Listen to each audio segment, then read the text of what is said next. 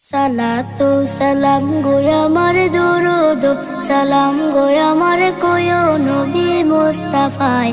তোমরা যদি যাও গো মদিনায়, তোমরা যদি যাও গো মদিনায়, মদিনা শরীফের মাটি আমার চোখে মুখে বুকে মাখিও।